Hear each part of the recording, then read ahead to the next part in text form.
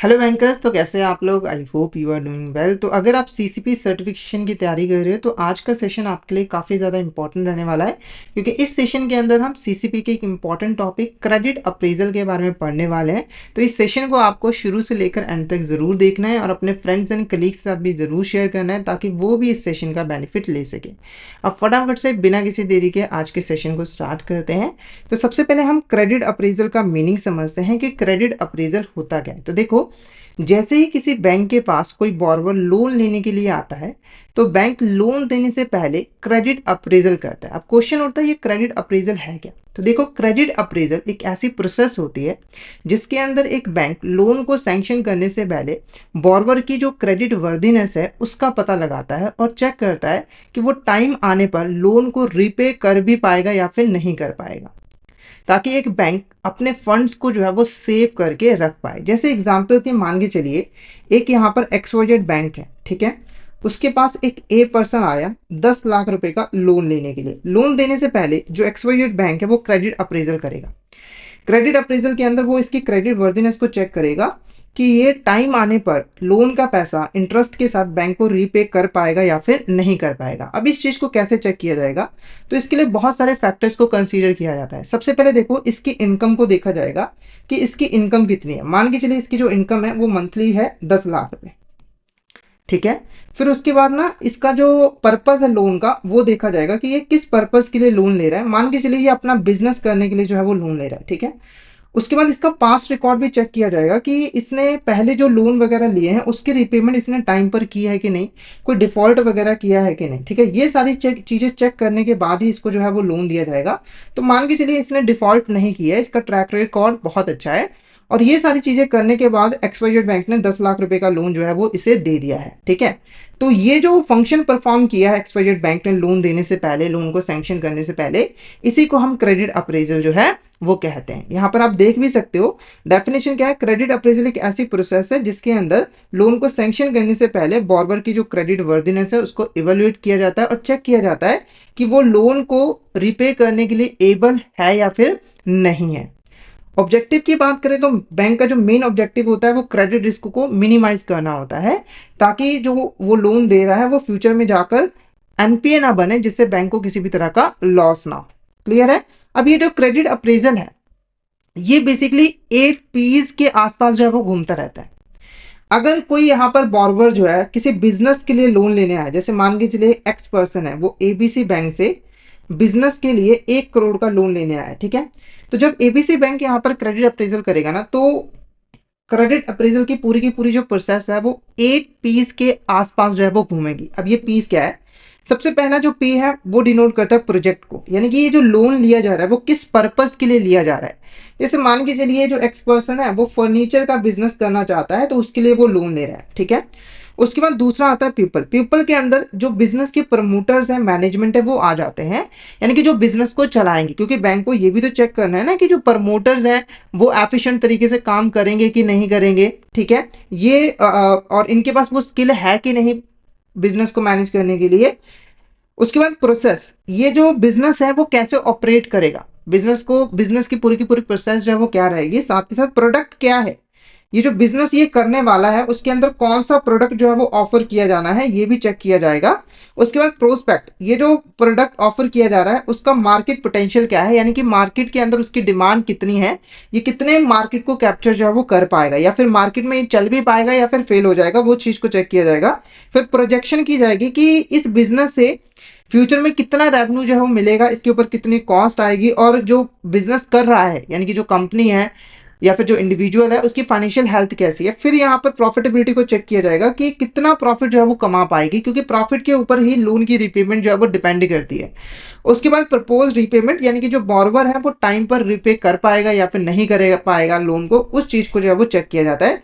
तो पूरी की पूरी क्रेडिट अप्रेजल की जो प्रोसेस है वो इन 8 पीस के आसपास जो है वो घूमती रहती है, यानी कि इन सभी चीजों को चेक करके ही बैंक यहाँ पर लोन जो है वो देता है। अगर प्रोजेक्ट अच्छा है, प्रमोटर्स अच्छे तरीके से काम करते हैं, प्रोसेस अच्छा है, प्रोडक्ट अच्छा है, और मार्केट के अंदर उसका पोटेंशियल भी अच्छा है, प्रॉफिटेबिलिटी भी अच्छी है, तभी उसको लोन मिलेगा, अदरवाइज उनको लोन जो है वो नहीं मिलेगा।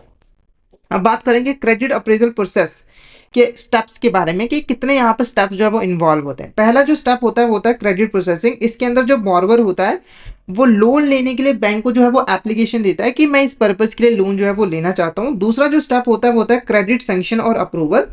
अब जो बैंक होता है वो दूसरे स्टेप के अंदर बॉर्रोवर की जो क्रेडिट वर्दीनेस होता है उसको इवेल्युएट करता है और उसके बेसिस पर वो लोन एप्लीकेशन को अप्रूव करता है या फिर रिजेक्ट करता है। अगर लोन को अप्रूव कर दिया गया है तो क्रेडिट डॉक्यूमेंटेशन की जाती है, यानी कि जितने भी इंपॉर्टेंट डॉक्यूमेंट्स होते हैं, चाहे वो लीगल डॉक्यूमेंट्स हैं या फिर सिक्योरिटी डॉक्यूमेंट्स हैं, उनको प्रिपेयर किया जाता है और उसके ऊपर साइनिंग वगैरह जो है वो की जाती है। फिर की जाती है यहाँ पर क्रेडिट डिसबर्समेंट। सारा काम होने के बाद लोन अमाउंट जो है वो बॉर्रोवर के अकाउंट में क्रेडिट जो है वो कर दिया जाता है। फिर लास्ट जो स्टेप होता है वो होता है क्रेडिट मॉनिटरिंग। क्रेडिट मॉनिटरिंग के अंदर देखा जाता है कि जो बॉर्रोवर है वो पैसे को कैसे यूज कर रहा है, यानी कि जिस पर्पस के लिए उसने लोन लिया था क्या पैसे को उसी पर्पस के लिए यूज किया जा रहा है, उस चीज को जो है वो चेक किया जाता है। जब क्रेडिट अप्रेजल किया जाता है तो कुछ की फैक्टर्स को कंसीडर करना जो है बैंक के लिए जरूरी होता है। वैसे तो मैंने आपको मीनिंग में बता ही दिया था, फिर भी हम डिटेल में अब पढ़ेंगे।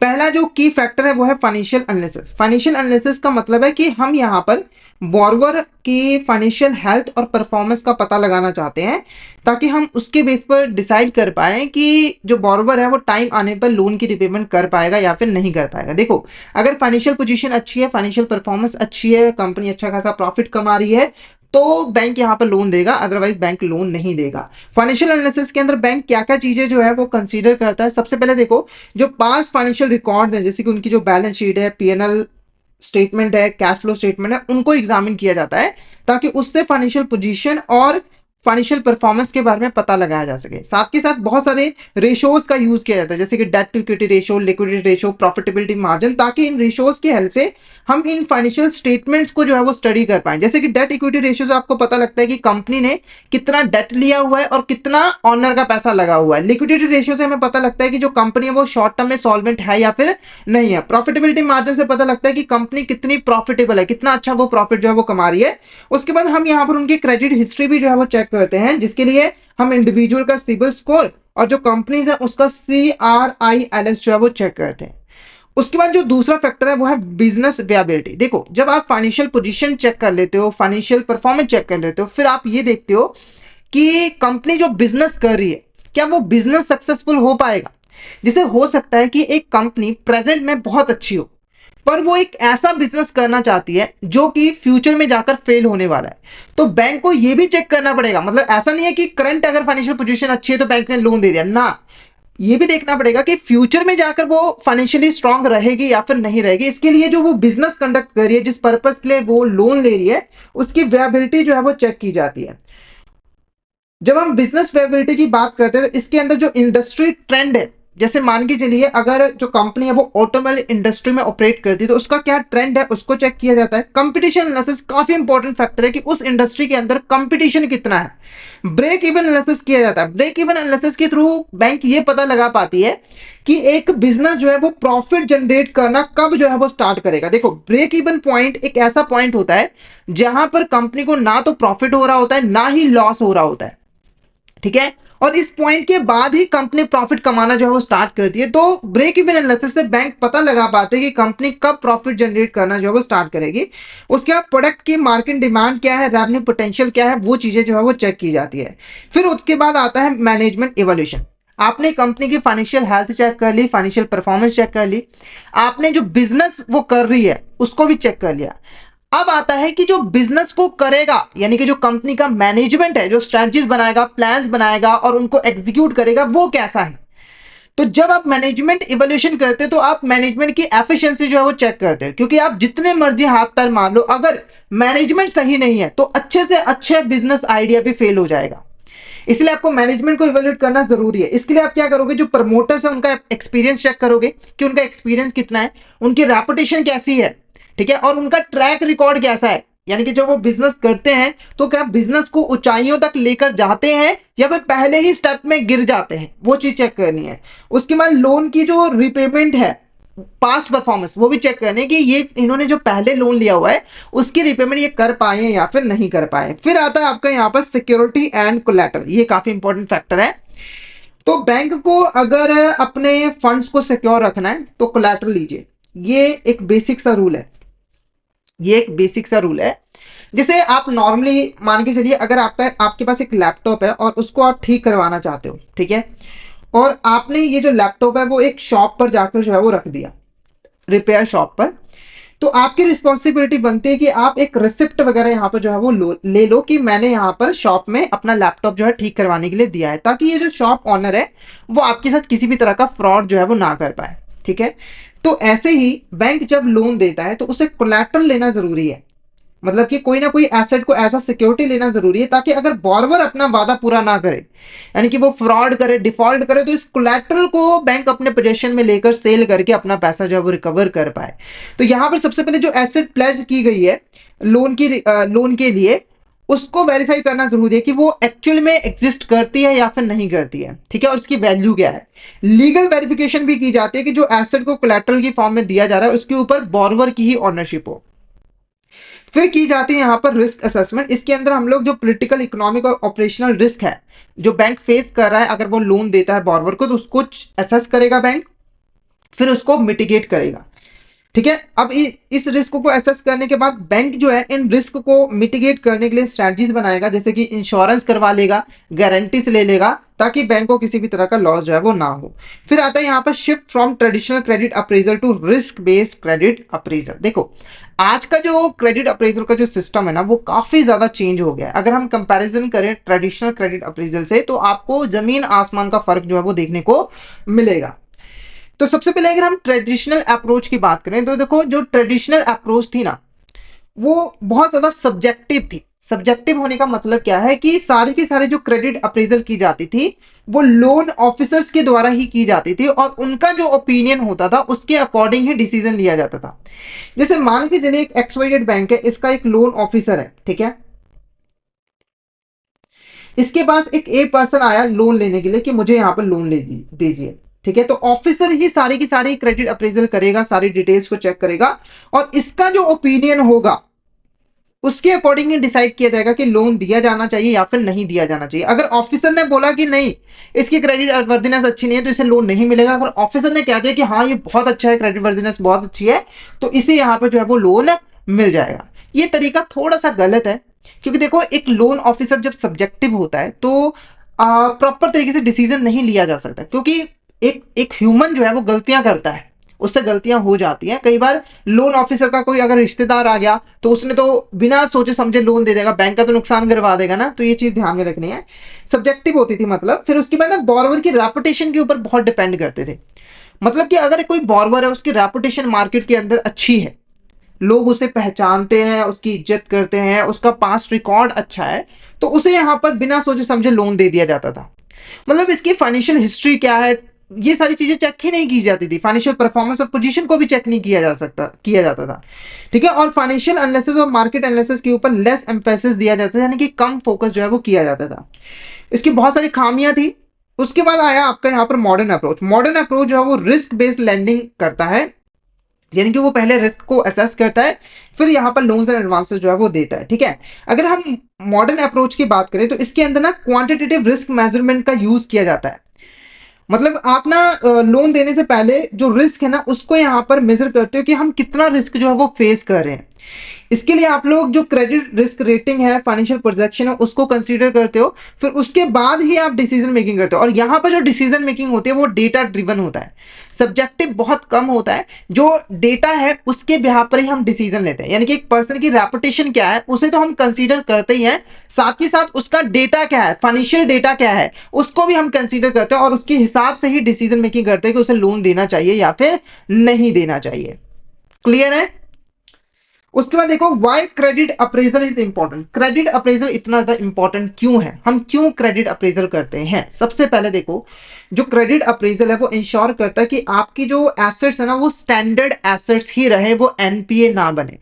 स्टैंडर्ड एसेट्स ऐसी एसेट्स होती हैं जिसके ऊपर किसी भी तरह का डिफॉल्ट नहीं हुआ होता है, बैंक को प्रिंसिपल के साथ साथ इंटरेस्ट भी जो है वो मिल जाता है। ठीक है, तो अगर आप प्रॉपर क्रेडिट अप्रेजल करने के बाद लोन दोगे तो बहुत चांसेस है कि वहां पर डिफॉल्ट नहीं होगा, क्योंकि आपने पहले ही पता लगा लिया है कि बॉर्वर डिफॉल्ट करेगा या फिर नहीं करेगा, और आपने लोन तभी दिया है जब आपको पूरा विश्वास है कि बॉर्वर डिफॉल्ट नहीं करेगा। हालांकि देखो, ये कोई भविष्यवाणी तो नहीं है, जितना मर्जी आप क्रेडिट अप्रेजल करो रिस्क तो वहां पर रहता ही रहता है, ठीक है, पर चांसेस ज्यादा होते हैं कि रिस्क लॉस हमें नहीं होगा।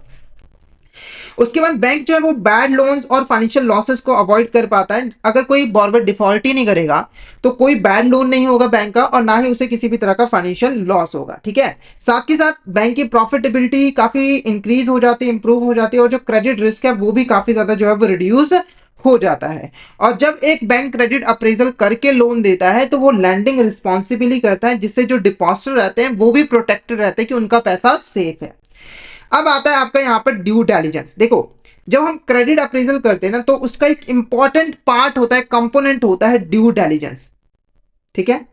अब ये ड्यू डिलिजेंस है क्या? देखो, ड्यू डिलिजेंस एक ऐसी प्रोसेस होती है जहां पर हम लोग बॉर्वर की आइडेंटिटी को वेरीफाई करते हैं और चेक करते हैं कि बॉर्वर ने बैंक को जो भी इंफॉर्मेशन प्रोवाइड की है वो एक्यूरेट है या फिर नहीं है, ठीक है। जैसे आप देखिए, ड्यू डिलिजेंस एक ऐसी प्रोसेस है जहां पर बॉर्वर के जो क्रेडेंशियल्स होते हैं, यानी कि बॉर्वर ने जो भी इंफॉर्मेशन बैंक को प्रोवाइड की होती है उसको वेरीफाई किया जाता है कि वो एक्यूरेट है या फिर नहीं है, ताकि एक बैंक क्रेडिट रिस्क को असेस कर पाए। साथ ही साथ जो डिफरेंट लॉज है जैसे कि केवाईसी, एएमएल, पीएमएल, उनके साथ भी कंप्लाइंस जो है वो कर पाए। ड्यू डिलिजेंस का जो मेन ऑब्जेक्टिव होता है वो यही होता है कि बॉर्वर जेन्युइन है या फिर नहीं है वो यहां पर चेक जो है वो किया जा सके। साथ ही साथ वो फाइनेंशियली स्टेबल है कि नहीं, उसकी जो क्रेडिट हिस्ट्री है वो क्लीन है या फिर नहीं है। जैसे कई बार देखो, एग्जांपल मैं देता हूं, मान के चलिए यहां पर एक XYZ बैंक है, उसके पास एक एक्स पर्सन आया लोन लेने के लिए, ठीक है, और उसने यहां पर झूठा पैन कार्ड, झूठा आधार कार्ड, झूठा इनकम स्टेटमेंट, झूठी बैलेंस शीट जो है वो बैंक को दे दी, और वो बहुत अच्छी थी, जिसके बेस पर फटाफट से बैंक ने इसको लोन दे दिया, और बाद में पता लगा कि ये तो बैंक का पैसा लेकर भाग गया है, ठीक है, तो बैंक को तो यहां पर लॉस हो जाएगा ना। तो यहां पर बैंक को ड्यू डिलिजेंस करनी पड़ेगी, यानी कि जो डिटेल्स बॉर्बर बैंक को प्रोवाइड कर रहा है, बैंक को पहले उसे अच्छे तरीके से वेरीफाई करना पड़ेगा, चेक करना पड़ेगा कि ये डिटेल जेन्युइन और एक्यूरेट है या फिर नहीं है, कहीं बॉर्बर कोई फ्रॉड तो नहीं कर रहा है, उस चीज को चेक जो है वो करना पड़ता है। अब ये जो ड्यू डिलिजेंस होती है वो सभी स्टेक होल्डर्स के लिए होती है। अगर हम कंपनी की बात करें तो promoter, directors, partners, guarantor, trust, इन सभी की ड्यू डिलिजेंस जो है वो की जाती है। अब बात करेंगे टाइप्स ऑफ ड्यू डिलिजेंस। पहली जो टाइप है वो है फाइनेंशियल ड्यू डिलिजेंस। देखो, इसके अंदर ना हम लोग जो फाइनेंशियल डेटा होता है बॉर्वर का, उसकी एक्यूरेसी को चेक करते हैं, उसकी जेन्युइननेस को चेक करते हैं। इसके लिए हमें बॉर्वर के जो फाइनेंशियल रिकॉर्ड्स होते हैं, इनकम होते हैं, डेट होता है, क्रेडिट वर्दीनेस होता है, उसको एग्जामिन जो है वो करना पड़ता है, ताकि हम चेक कर पाए कि उसकी जो फाइनेंशियल हेल्थ है, परफॉर्मेंस है, वो ठीक है या फिर नहीं है। कई बार क्या होता है कि जो बॉर्बर है वो फाइनेंशियल रिकॉर्ड जो है वो गलत सबमिट करवा देता है बैंक के पास, जिसकी वजह से बैंक के साथ फ्रॉड हो जाता है। तो बैंक को चेक करना है कि ये डिटेल्स एक्यूरेट है या फिर नहीं है। इसके लिए बैंक यहाँ पर जो सिबिल या फिर CRF, हाई मार्क, एक्सपीरियंस और इकोफैक्स की जो क्रेडिट हिस्ट्री रिपोर्ट है उनको यहाँ पर जो है वो चेक कर सकते हैं, ताकि उसके हिसाब से वो बॉर्बर की क्रेडिट स्कोर को कैलकुलेट कर सके और उसके हिसाब से लोन का डिसीजन जो है वो ले पाए कि उसे लोन देना चाहिए या फिर नहीं देना चाहिए। फाइनेंशियल ड्यू डिलिजेंस के अंदर जितने भी फाइनेंशियल रिकॉर्ड्स हैं जैसे कि बैलेंस शीट, P&L स्टेटमेंट और cash flow statement, tax filings, उनका प्रॉपर तरीके से एनालिसिस जो है वो किया जाता है और उनकी एक्यूरेसी को भी चेक किया जाता है कि वो एक्यूरेट है या फिर नहीं है। फिर कमर्शियल ड्यू डिलिजेंस। देखो, कमर्शियल ड्यू डिलिजेंस के अंदर चेक किया जाता है कि जो बिजनेस है, ठीक है, जो बिजनेस है वो जेन्युइन है या फिर नहीं है। इसके अंदर हम बेसिकली जो इंडस्ट्री है, मार्केट पोजीशन है, कंपटीटर और रेवेन्यू मॉडल है, उनको हम इवेल्युएट जो है वो करते हैं, जिसके लिए हम कंपनी का sales data, GST record, business contracts वगैरह को वेरीफाई करते हैं। और कई बार तो सप्लाई चेन रिस्क को भी एनालाइज किया जाता है, ताकि फ्यूचर ग्रोथ प्रोस्पेक्टस को चेक जो है वो किया जा सके, यानी कि फ्यूचर में बिजनेस के ग्रोथ के कितने यहाँ पे जो है वो चांसेस है। फिर लीगल ड्यू डिलिजेंस भी किया जाता है, ताकि किसी भी तरह के लीगल रिस्क को मिटिगेट जो है वो किया जा सके। इसके अंदर चेक किया जाता है कि जो कंपनी है वो क्या लीगली काम कर रही है या फिर नहीं कर रही है, यानी कि जो कंपनी है वो भरोसे लायक है कि नहीं, उसको चेक जो है वो किया जाता है। इसके लिए हम कंपनी का जो रजिस्ट्रेशन है उसको वेरीफाई करते हैं, जो डायरेक्टर आइडेंटिफिकेशन नंबर होता है उसे चेक करते हैं और कंप्लायंस रिकॉर्ड भी चेक करते हैं। फिर उसके बाद जो MCA होता है, यानी कि मिनिस्ट्री ऑफ कॉर्पोरेट अफेयर्स होता है, उसकी वेबसाइट के ऊपर जाकर भी हम चेक करते हैं कोई लीगल केस तो नहीं चल रहा है, कोई फ्रॉड अलर्ट तो नहीं है इस कंपनी के रिगार्डिंग। साथ के साथ PF, ESI और GST, लेबर लॉज और इनकम टैक्स के साथ कंपनी कंप्लायंस कर रही है कि नहीं, उस चीज को भी कंफर्म जो है वो किया जाता है। अब बात करेंगे यहाँ पर फेजेस ऑफ ड्यू डिलिजेंस, ठीक है। तो फेजेस यहाँ पर क्या होता है ड्यू डिलिजेंस के अंदर, जो पहला फेज होता है इनिशियल ट्रांजेक्शन। यहाँ पर जो बॉर्बर के क्रेडेंशियल्स होते हैं उसकी बेसिक वेरिफिकेशन जो है वो की जाती है, मतलब कि अभी इनिशियल लेवल पे वेरिफिकेशन जो है वो की जाती है, ठीक है। उसके बाद आता है बिजनेस डाटा रिव्यू। इसके अंदर जो हमारे यहाँ पर बिजनेस है उसके जितने भी फाइनेंशियल और ऑपरेशनल डॉक्यूमेंट्स है उसको प्रॉपर्ली एग्जामिन जो है वो किया जाता है और उसकी एक्यूरेसी को चेक किया जाता है। फिर एक्टिव इवोल्यूशन की जाती है। इसके लिए हम इंडस्ट्री को एनालाइज करते हैं, क्रेडिट रिस्क को एनालाइज करते हैं और कंप्लायंस चेक करते हैं कि कंपनी रूल्स एंड रेगुलेशंस को फॉलो करके काम कर रही है या फिर नहीं कर रही है। फिर की जाती है यहाँ पर फिजिकल वेरिफिकेशन। तो यहाँ पर हम लोग फिजिकली विजिट करते हैं कंपनी के अंदर, चेक करते हैं कि जो कंपनी है वो सही तरीके से काम कर रही है कि नहीं कर रही है। इंप्लॉयज के साथ इंटरव्यू करते हैं, साथ के साथ जो एसेट्स हैं जो कोलैटरल दी गई है उनको भी हम वेरीफाई जो है वो करते हैं। फिर हम करते हैं यहाँ पर डेटा एनालिसिस और रिपोर्ट। तो अब हमने जितनी भी इंफॉर्मेशन इकट्ठा की है उसके बेसिस पे हम रिस्क असेसमेंट रिपोर्ट को जनरेट करते हैं और उसके बेस पर हम फाइनल डिसीजन मेकिंग जो है वो करते हैं। अब बात करते हैं ड्यू डिलिजेंस चेकलिस्ट। तो ड्यू डिलिजेंस के अंदर हम क्या क्या चीजें चेक करते हैं। सबसे पहले केवाईसी वेरिफिकेशन के लिए हम बॉर्बर का PAN card, Aadhaar card, DIN, GST, MCA filings को चेक करते हैं। फिर उसके बाद सिविल और क्रेडिट चेक्स करते हैं, यानी कि यहाँ पर हम जो क्रेडिट स्कोर है और क्रेडिट रेटिंग है बॉर्वर की वो चेक करते हैं। उसके बाद बैंकिंग कंडक्ट, यानी कि जो बॉर्वर है उसका पास्ट रिपेमेंट रिकॉर्ड कैसा है, यानी कि उसने जो पहले बैंकों से लोन वगैरह लिया था उसको उसने रिपे किया है कि नहीं किया है, उसको जो है वो चेक किया जाता है। फिर लीगल कंप्लायंस, यानी कि कंपनी के ऊपर कोई कोर्ट केस तो नहीं चल रहा है, कोई फ्रॉड रिकॉर्ड तो नहीं है, कोई टैक्स तो ड्यू नहीं है, मतलब कि टैक्स पे करना बाकी तो नहीं रह रहा है। ये सारी चीजें चेक की जाती है। फिर मार्केट में रेपुटेशन भी चेक की जाती है, जिसके लिए हम news reports, industry feedback check करते हैं कि ये जो कंपनी है वो सही तरीके से काम कर रही है कि नहीं कर रही है। फिर आता है फाइनेंशियल हेल्थ। इसके अंदर हम डेट इक्विटी रेशियो, लिक्विडिटी और प्रॉफिटेबिलिटी रेशियोज का यूज जो है वो करते हैं ताकि हम फाइनेंशियल हेल्थ को चेक कर पाए। फिर आता है role of fintech in due diligence. तो जो फिनटेक है उनका ड्यू डिलिजेंस के अंदर क्या रोल है। देखो, फिनटेक ऐसी कंपनीज हैं जो कि टेक्नोलॉजी की फील्ड में काम करती हैं और बैंकों के साथ में मिलकर फाइनेंशियल सर्विसेज जो है वो प्रोवाइड करते हैं। जैसे कि गूगल जैसी जो कंपनीज है वो फिनटेक के अंदर जो है वो आ जाती हैं। अब देखो, ये जो बैंक्स है ना वो यहाँ पर फिनटेक कंपनीज के साथ में मिलकर जो है वो काम करती है।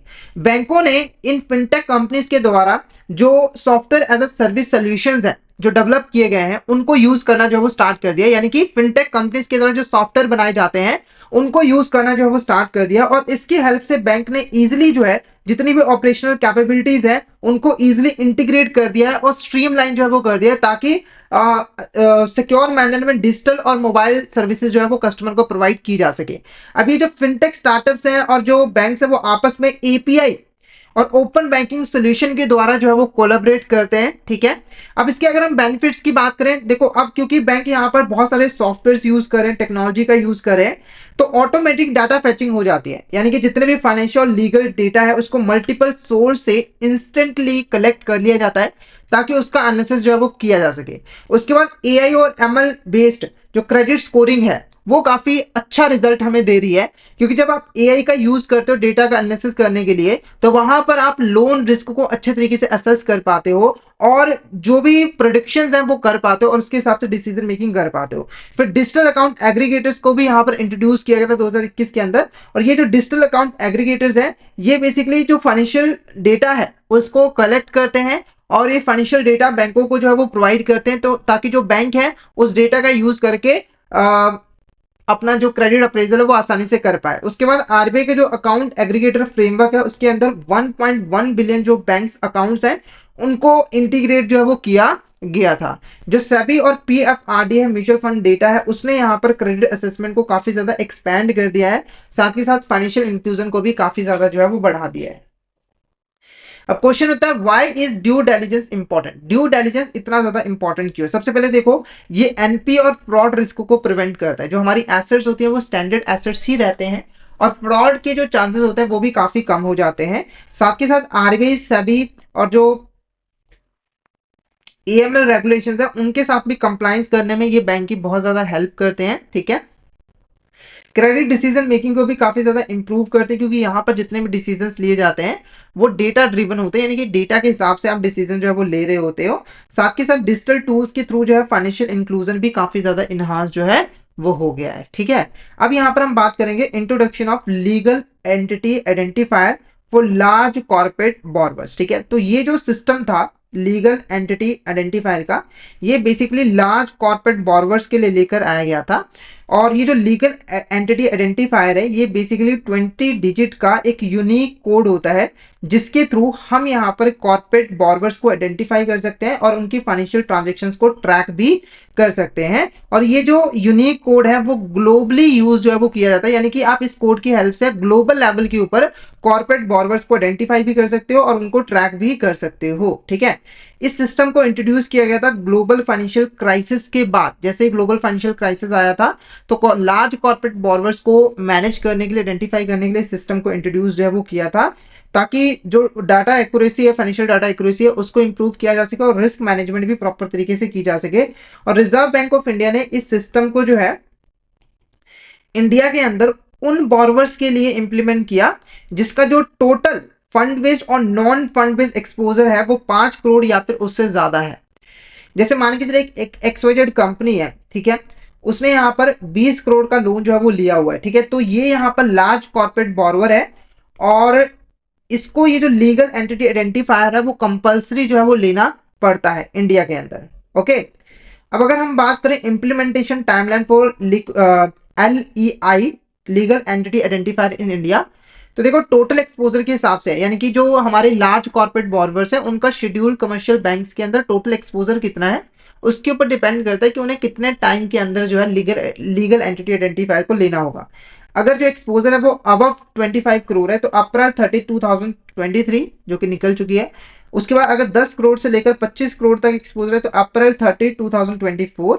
और अगर 5 करोड़ या उससे ज्यादा है और अप टू 10 करोड़ है तो अप्रैल 30 2025। ठीक है, उसके बाद what happens is borrower fails to obtain liquidity legal entity identifier, इसको हमें शॉर्ट में एल ली बोल देंगे इसको। ठीक है, शॉर्ट में ली बोल देंगे। ओके, तो अगर एक बॉर्बर जो है वो ली को ऑब्टेन नहीं करता है तो क्या होता है, सबसे पहले देखो बॉर्बर को न्यू लोन जो है वो नहीं मिल पाते हैं। ठीक है, साथ के साथ जो एग्जिस्टिंग लोन है उसको रिन्यू नहीं कर पाता है बॉर्बर, साथ के साथ उसके अंदर किसी भी तरह के इन्हांसमेंट भी नहीं करवा पाता है।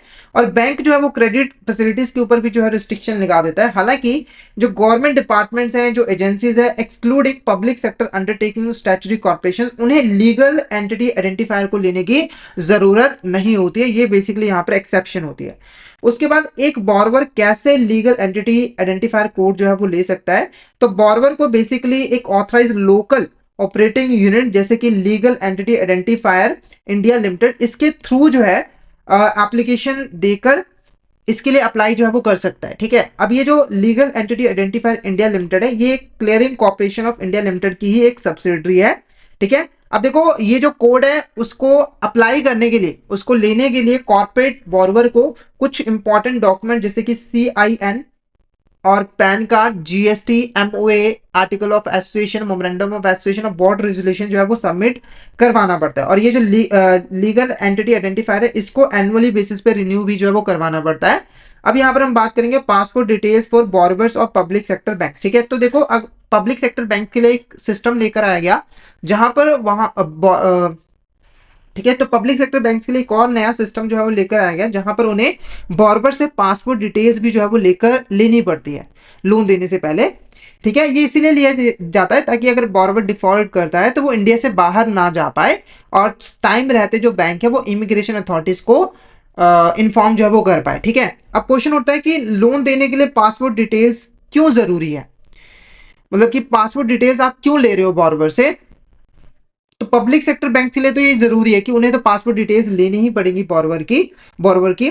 तो पर्पस क्या है, देखो सबसे पहले लोन डिफॉल्ट को प्रिवेंट करना, साथ के साथ इकोनॉमिक ऑफेंसेस को भी प्रिवेंट करना। ठीक है, इसकी हेल्प से, पासपोर्ट डिटेल्स की हेल्प से एक बैंक जैसे ही डिफॉल्टर को आइडेंटिफाई करता है तो वो इमिग्रेशन अथॉरिटी को जो है वो कंप्लेंट कर पाता है, इन्फॉर्म करवाता है, ताकि जो इमिग्रेशन अथॉरिटी है उसे इंडिया से बाहर जाने से रोक सके। ठीक है, साथ के साथ ये प्रमोटर्स और डायरेक्टर्स, ठीक है, साथ ही साथ ये जो कंपनी के जो प्रमोटर्स हैं, डायरेक्टर्स हैं, उनको भी ट्रैक करने में जो है वो हेल्प करता है। अब बात करेंगे एप्लीकेबिलिटी क्राइटेरिया। ठीक है। तो यहाँ पर जो पब्लिक सेक्टर बैंक्स हैं उनको किन किन की पासपोर्ट डिटेल्स जो है वो कलेक्ट करनी पड़ेगी लोन देने से पहले। सबसे पहले देखो, कंपनीज के जितने भी प्रमोटर्स हैं, डायरेक्टर्स और ऑथराइज सिग्नेटरीज हैं, जैसे सीईओ वगैरह हो गया, उनसे जो है पासपोर्ट डिटेल्स जो है वो लेनी पड़ेगी। ठीक है।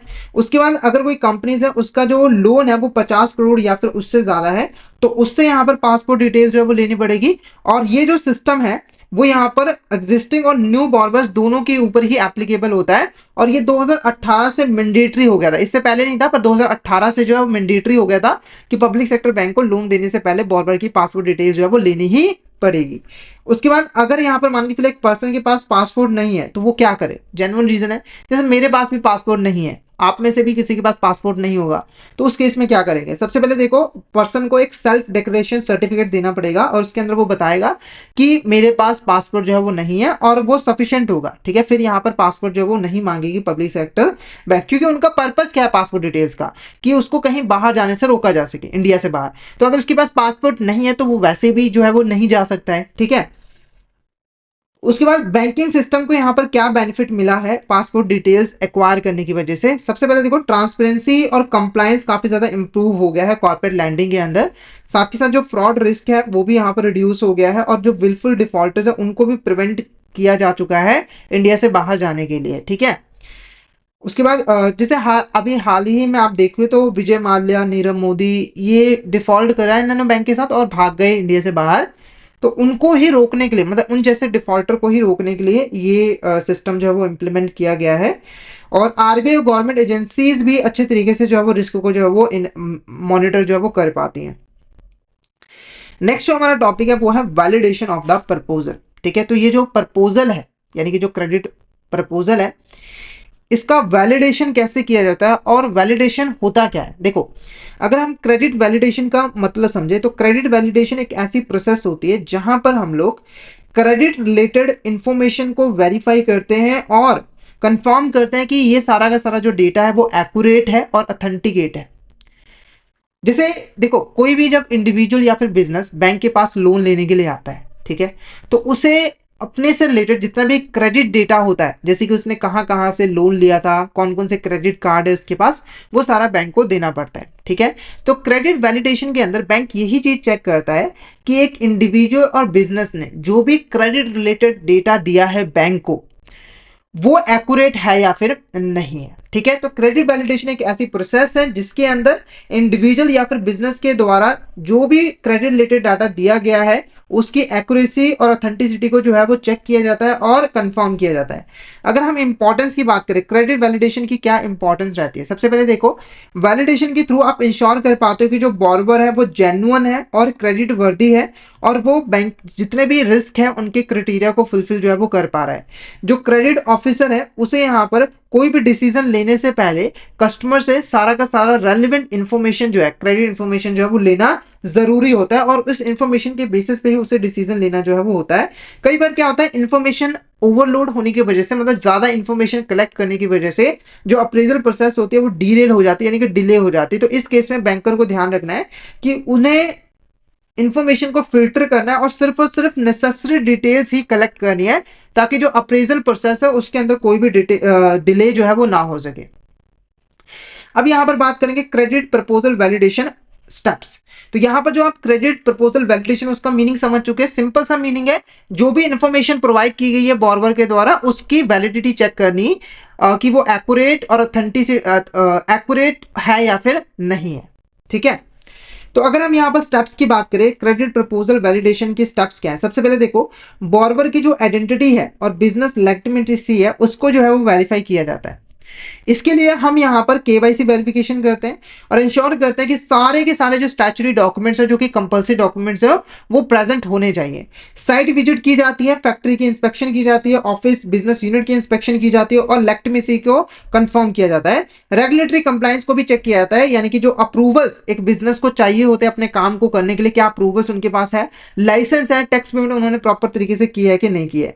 फिर यहाँ पर बोर्डिंग अथॉरिटी को भी चेक किया जाता है, जिसके लिए हम बोर्ड रेजोल्यूशन को वेरीफाई वेरीफाई करते हैं कि ये जो लोन लिया जा रहा है क्या वो बोरोविंग अथॉरिटी के अंदर लिया जा रहा है। हो सकता है कि एक पर्सन को जो अथॉरिटी है वो 5 करोड़ लोन लेने की है मैक्सिमम, और वो 10 करोड़ का लोन ले रहा है, ठीक है, तो उस चीज को भी बैंक को वेरीफाई करना होता है। अब इसके लिए कुछ की डॉक्यूमेंट्स को चेक किया जाता है। वो की डॉक्यूमेंट्स क्या है? सबसे पहले certificate of incorporation, commencement of business. Certificate of incorporation की बात करूं, सर्टिफिकेट ऑफ इनकॉर्पोरेशन बताता है कि जो कंपनी है वो इनकॉर्पोरेट हो चुकी है, कंपनीज एक्ट के अंदर रजिस्टर्ड है। कमेंसमेंट ऑफ बिजनेस का जो सर्टिफिकेट होता है वो बताता है कि बिजनेस ने अपनी एक्टिविटीज को परफॉर्म करना जो स्टार्ट कर दिया है। जीएसटी रिटर्न्स और फाइनेंशियल स्टेटमेंट्स को चेक करना पड़ता है। जीएसटी रिटर्न से टैक्स फाइलिंग वगैरह चेक की जाती है। बोर्ड रेजोल्यूशन और पार्टनरशिप डीड जो है वो चेक की जाती है। और पैन और टैन कार्ड जो होता है और जो अदर स्टैट्यूटरी रजिस्ट्रेशन होते हैं उन सभी चीजों को चेक जो है वो किया जाता है। क्लियर है आपको यहाँ तक? एक बार मुझे चैट बॉक्स में बता दीजिए, और कोई डाउट हो तो आप चैट बॉक्स में मैसेज करके पूछ सकते हो। तो फटाफट से मुझे बता दीजिए कि आपको यहाँ तक क्लियर है या फिर नहीं। नेक्स्ट टॉपिक करने से पहले अगर आप सीसीपी की अच्छे तरीके से प्रिपरेशन करना चाहते हो तो आप हमारे कोर्सेज में एनरोल कर सकते हो, जहां पर आपको सारा का सारा जो सिलेबस है वो कॉन्सेप्चुअल वीडियोस की फॉर्म में मिल जाता है। और ये जो वीडियोस होती है वो हिंदी और इंग्लिश लैंग्वेज के मिक्स में जो है वो अवेलेबल होती है, ठीक है। और इसके अलावा हम आपको mock test, mega mock test भी प्रोवाइड करते हैं ताकि आप इजिली जो है प्रैक्टिस वगैरह जो है वो कर सके। और ये जो लाइव क्लासेस होती है वो भी आपको रिकॉर्डेड फॉर्म में भी जो मिल जाती हैं, ठीक है।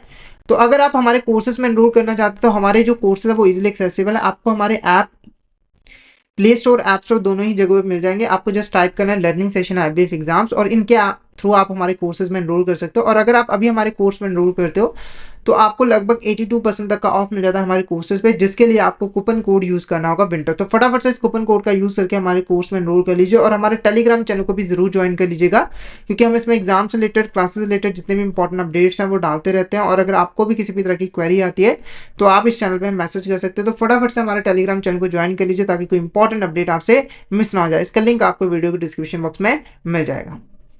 अब बढ़ते हैं नेक्स्ट टॉपिक की तरफ, ठीक है।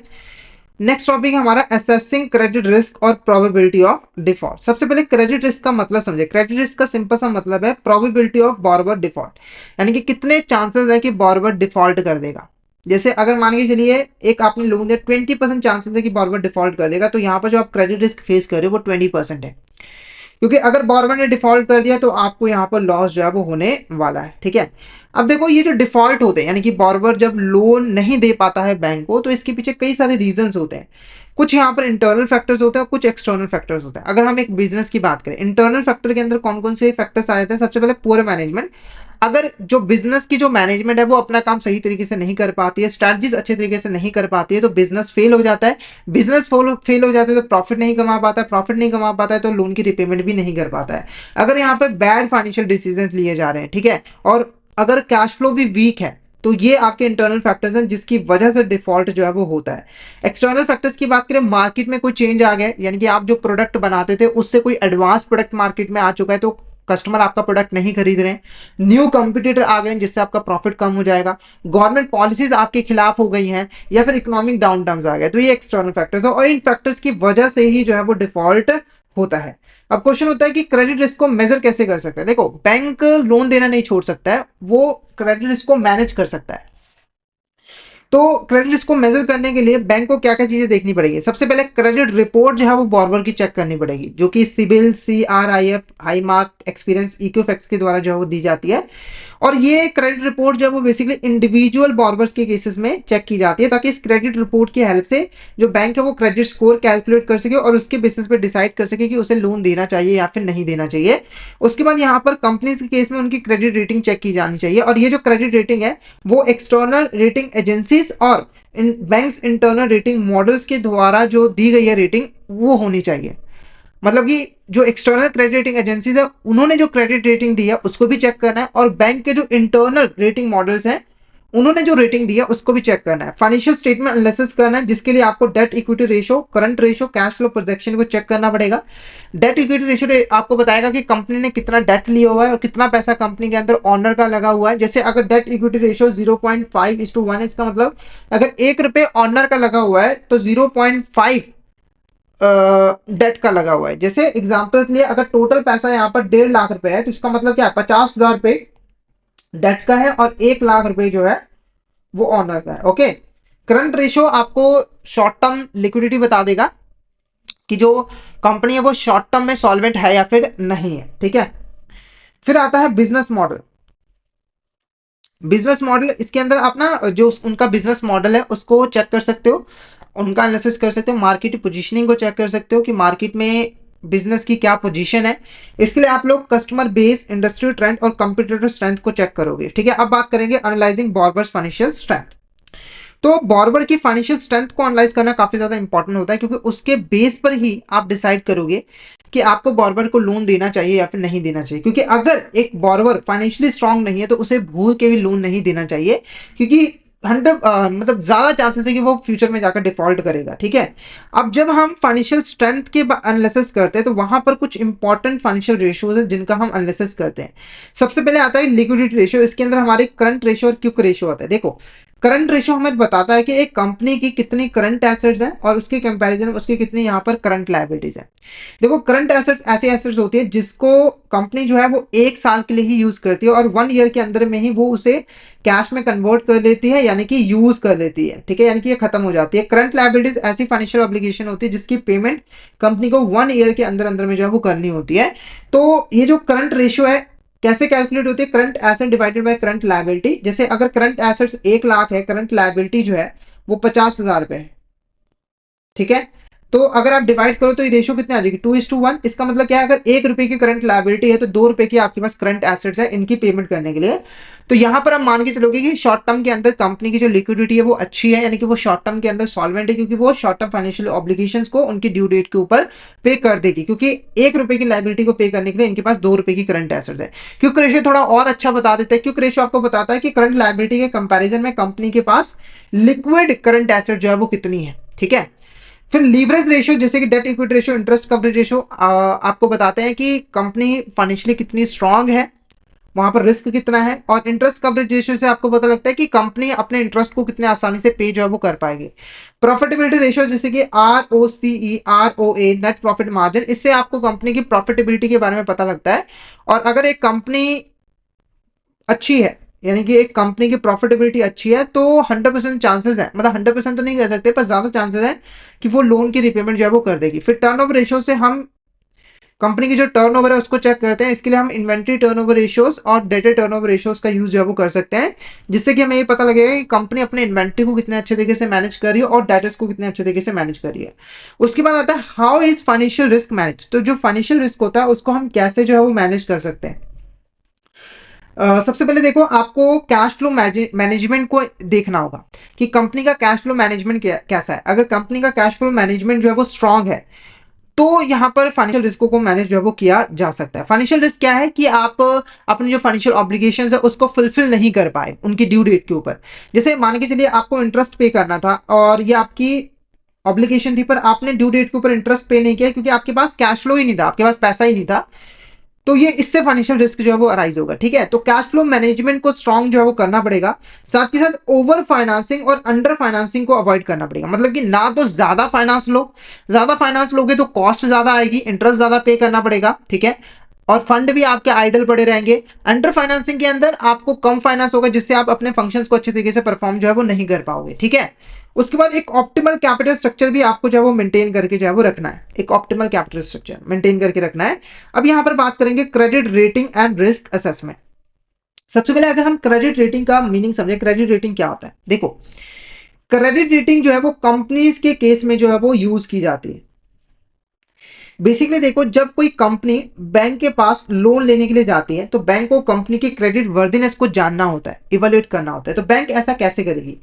तो कंपनी को जो क्रेडिट रेटिंग मिली होती है ना उसको चेक करके, जो क्रेडिट रेटिंग है ये बेसिकली बॉर्वर की जो क्रेडिट वर्दीनेस है उसके बारे में बताता है, और बैंक इससे पता लगा पाएगा कि ये जो कंपनी है वो लोन को रिपे कर पाएगी या फिर नहीं कर पाएगी।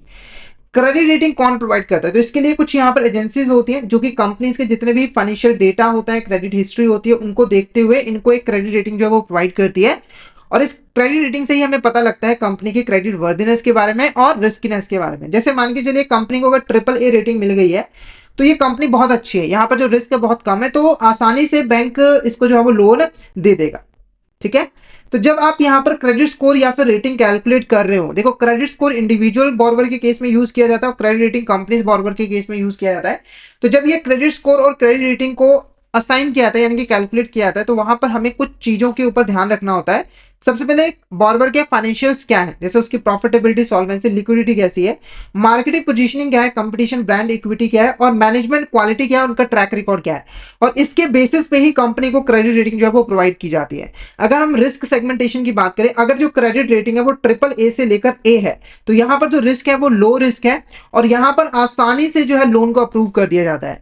अगर जो क्रेडिट रेटिंग है वो ट्रिपल बी से लेकर डबल बी तक है, तो यहाँ पर जो रिस्क होता है वो मीडियम होता है और यहाँ पर थोड़ा सा बैंक को ज्यादा केयरफुल जो है वो रहना पड़ता है और कुछ एडिशनल कोलैटरल्स की भी जरूरत पड़ती है। अगर जो क्रेडिट रेटिंग है वो बी या फिर बी से कम है, तो वहां पर रिस्क ज्यादा होता है और बैंक यहाँ पर लोन को जो है वो रिजेक्ट कर देती है। ठीक है, अब यहाँ पर हम बात करेंगे पॉलिसी, कंप्लायंस और एक्सपोजर लिमिट। तो हर बैंक के लिए ना यहाँ पर एक क्रेडिट पॉलिसी जो है वो बनाई जाती है, यानी कि एक बैंक क्रेडिट प्रोवाइड करने से पहले, लोन्स एंड एडवांसेस प्रोवाइड करने से पहले एक पॉलिसी जो है वो बनाता है। इस पॉलिसी के अंदर कुछ एक्सपोजर लिमिट वो फिक्स करता है कि वो किसी सिंगल बोरोवर या फिर ग्रुप बोरोवर या फिर एक सिंगल इंडस्ट्री को मैक्सिमम कितना लोन जो है वो देगा, और उसी को हम एक्सपोजर लिमिट जो है वो कहते हैं। तो यहाँ पर 3 क्वेश्चन है। सबसे पहले देखो, बोरोवर जो लोन लेने आया है क्या वो बैंक की क्रेडिट पॉलिसी के अकॉर्डिंग है, साथ के साथ यहाँ पर जो इंडस्ट्री है क्या उसे उसके ऊपर कोई रिस्ट्रिक्शन तो नहीं लगी हुई है, कोई यहाँ पर वो बैन लिस्ट के अंदर तो नहीं आती है, और क्या यहाँ पर कंपनी ने आरबीआई के जो लार्ज एक्सपोजर है उसके साथ कंप्लाई किया है या फिर नहीं किया, यानी कि जो भी लोन है। ठीक है, तो जब हम एक्सपोजर लिमिट्स की बात करते हैं तो यहाँ पर कुछ कंसिडरेशन लिमिट्स होते हैं। कंसिडरेशन का लिमिट का मतलब है कि एक बैंक मैक्सिमम कितना लोन जो है किसी एक सेक्टर, किसी एक बॉर्बर को दे सकती है। तो यहां पर सबसे पहले इसके अंदर इंडस्ट्री एक्सपोजर लिमिट आता है। यहां पर बैंक सेट करता है कि वो एक पर्टिकुलर इंडस्ट्री को मैक्सिमम कितना लोन्स और एडवांसेस देगी। जैसे एक XYZ बैंक है, उसके पास टोटल 100 करोड़ है लोन देने के लिए, तो उसने कहा कि इसमें से 20 करोड़ जो है वो बेसिकली मैं ऑटोमोबाइल इंडस्ट्री को जो है वो सेट करते हैं, यानी कि वो ऑटोमोबाइल इंडस्ट्री में मैक्सिमम 20 करोड़ रुपए तक का जो है वो लोन देगी, और जैसे ही लिमिट क्रॉस होगी तो वो लोन देना बंद कर देगी। बॉर्वर एक्सपोजर लिमिट भी यहाँ पर फिक्स की जाती है। जैसे इस इंडस्ट्री में से अगर कोई बॉर्वर आता है, जैसे कंपनी आती है, तो उसे मैक्सिमम कितना लोन जो है वो दिया जाएगा। ठीक है, जैसे एक बैंक यहाँ पर सेट कर सकता है कि एक सिंगल बॉर्वर को हम यहाँ पर मैक्सिमम 1 करोड़ का लोन जो है वो दे पाएंगे, उससे ज्यादा नहीं। उसके बाद ग्रुप बॉर्वर एक्सपोजर लिमिट भी, अगर कोई ग्रुप कंपनी आ जाती है, जैसे कि मान के चलिए कोई एक कंपनी है, ठीक है, जिसकी 20 सब्सिडरी है, ठीक है, और वो एक ग्रुप कंपनी है, ठीक है, जैसे मान के चलिए यहाँ पर एक ए कंपनी है, उसने अपने 10 सब्सिडरी यहाँ पर जो है वो 100 सब्सिडरीज ओपन की हुई है, तो इसका एक ग्रुप बन गया। ठीक है, अब ये अगर पूरा का पूरा बिजनेस ग्रुप लोन लेने के लिए आता है तो उसकी लिमिट भी यहाँ पर अलग से फिक्स की जाती है। जैसे बैंक कह सकता है कि मैक्सिमम 5 करोड़ रुपए जो है लोन की फॉर्म में देंगे एक ग्रुप को। ओके, उसके बाद अगर यहाँ पर किसी केस में ये जो लिमिट एक्सीड कर जाती है, तो जो बैंक है वो लोन को रिजेक्ट कर देता है, यानी कि वो लोन जो है वो नहीं देता है।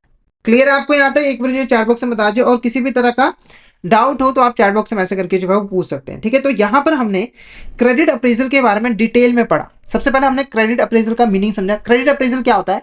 एक ऐसी प्रोसेस होते हैं जिसके थ्रू एक बैंक लोन सैंक्शन करने से पहले बोरोवर की क्रेडिट वर्दीनेस को चेक करता है, यानी कि उसकी लोन को रीपेमेंट करने की एबिलिटी और विलिंगनेस को चेक करता है, और उसके बाद ही उसको जो है वो लोन देता है। फिर हमने ड्यू डिलिजेंस, जो कि क्रेडिट अप्रेजल का एक इंपॉर्टेंट पार्ट होता है, उसको पढ़ा। ड्यू डिलिजेंस के अंदर जितनी भी यहाँ पर इंफॉर्मेशन होती है, जो भी बोरोवर की आइडेंटिटी होती है, उसको वेरीफाई किया जाता है, एक्यूरेसी उनकी चेक की जाती है। ठीक है,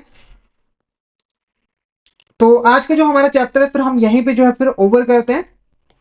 ठीक है, ये हमारा यहाँ पर पार्ट 1 था, ध्यान में रखना है। अब ये चैप्टर खत्म नहीं हुआ, चैप्टर थोड़ा सा लेंदी है, तो पार्ट 1 था। अब इसका हम पार्ट 2 कवर करेंगे अगले लेक्चर के अंदर। ठीक है, तो उसको आपको वो वाला लेक्चर भी जो है वो अटेंड करना है।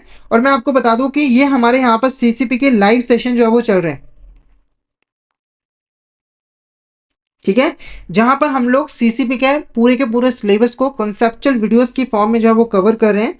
तो अगर आप अच्छे से सीसीपी की प्रिपरेशन करना चाहते हो तो आपको डेली बेसिस पे इन क्लासेस को जो है वो अटेंड करना है। ठीक है, और अगर आपने कोई प्रीवियस क्लास मिस कर दी है, हमने ऑलरेडी जो है वो 4 चैप्टर कवर कर लिए हैं प्रीवियस क्लासेस के अंदर, तो उनको भी एक बार जाकर जो है वो गो थ्रू कर लीजिएगा, ताकि वो चैप्टर्स और टॉपिक्स भी आपको अच्छे तरीके से जो है वो क्लियर हो जाए। ठीक है, और आने वाली क्लासेस को ज्वाइन करने के लिए हमारे यूट्यूब चैनल को सब्सक्राइब करने के बाद नोटिफिकेशन बेल जरूर दबा देना, ताकि आपको नेक्स्ट क्लासेस के जो नोटिफिकेशंस है वो यहाँ पर जो है वो मिल सके।